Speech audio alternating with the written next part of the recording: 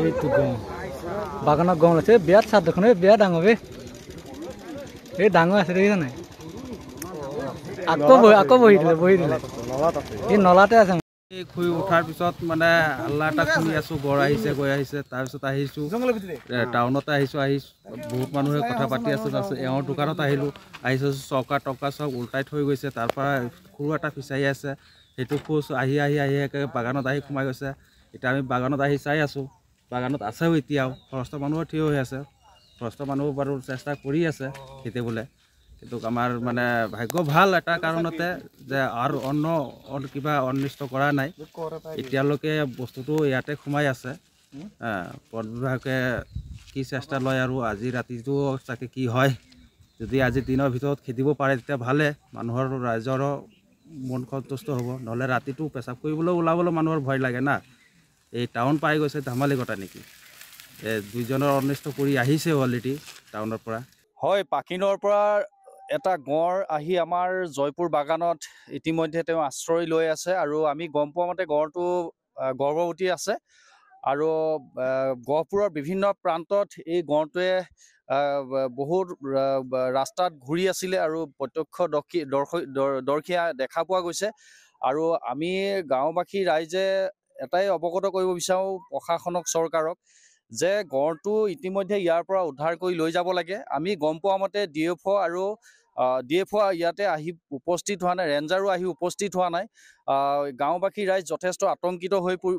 পৰিছে যেতিয়া আমাৰ সন্ধিয়া হ'ব গঁড়টো ইয়াৰ পৰা ওলাই যাব তেন্তে হ'লে যথেষ্ট ৰাইজৰ অসুবিধা হ'ব এই ক্ষেত্ৰত প্ৰশাসনে চৰকাৰে এই গঁড়টো ইয়াৰ পৰা উদ্ধাৰ কৰি নিয়াৰ ব্যৱস্থা কৰিব লাগে যদি ইয়াৰ পৰা উদ্ধাৰ কৰি নিনিয়ে তেন্তে হ'লে ৰাতি হ'লে যথেষ্ট অসুবিধাৰ সন্মুখীন হ'ব এই ক্ষেত্ৰত গহপুৰ প্ৰশাসনক আমি দাবী উত্থাপন কৰিছোঁ যে গঁড়টো ইতিমধ্যে আপোনালোকে আহি তাৎক্ষণিকভাৱে লৈ যোৱাৰ ব্যৱস্থা গ্ৰহণ কৰিব লাগে বুলি আমি ভাবিছোঁ এইটো গঁড় বাগানত গঁড় আছে বিৰাট চাত দেখোন বিৰাট ডাঙৰ এই ডাঙৰ আছে দেখিছা নাই আকৌ বহি দিলে এই নলাতে আছে শুই উঠাৰ পিছত মানে আল্লাহ এটা শুনি আছো গড় আহিছে গৈ আহিছে তাৰপিছত আহিছো টাউনতে আহিছো বহুত মানুহে কথা পাতি আছো তাৰপিছত এওঁৰ দোকানত আহিছো চৌকা টকা চব উল্টাই থৈ গৈছে তাৰ পৰা সৰু এটা ফিচাৰী আছে সেইটো খোজ আহি একেবাৰে বাগানত আহি সোমাই গৈছে এতিয়া আমি বাগানত আহি চাই আছো বাগানত আছেও এতিয়াও ফৰেষ্ট মানুহৰ থিয় হৈ আছে ফৰেষ্ট মানুহ বাৰু চেষ্টা কৰি আছে খেদিবলৈ কিন্তু আমাৰ মানে ভাগ্য ভাল এটা কাৰণতে যে আৰু অন্য কিবা অনিষ্ট কৰা নাই এতিয়ালৈকে বস্তুটো ইয়াতে সোমাই আছে বন বিভাগে কি চেষ্টা লয় আৰু আজি ৰাতিটো চাগে কি হয় যদি আজি দিনৰ ভিতৰত খেদিব পাৰে তেতিয়া ভালে মানুহৰ ৰাইজৰো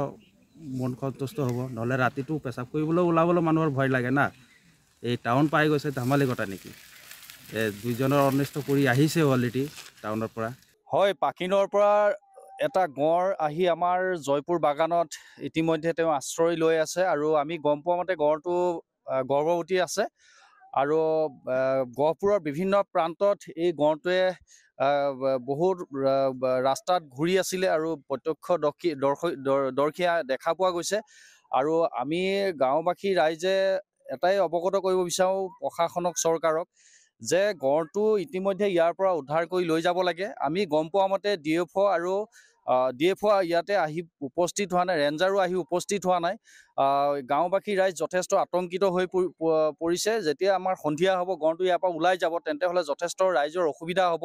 এই ক্ষেত্ৰত প্ৰশাসনে চৰকাৰে এই গঁড়টো ইয়াৰ পৰা উদ্ধাৰ কৰি নিয়াৰ ব্যৱস্থা কৰিব লাগে যদি ইয়াৰ পৰা উদ্ধাৰ কৰি নিনিয়ে তেন্তে হ'লে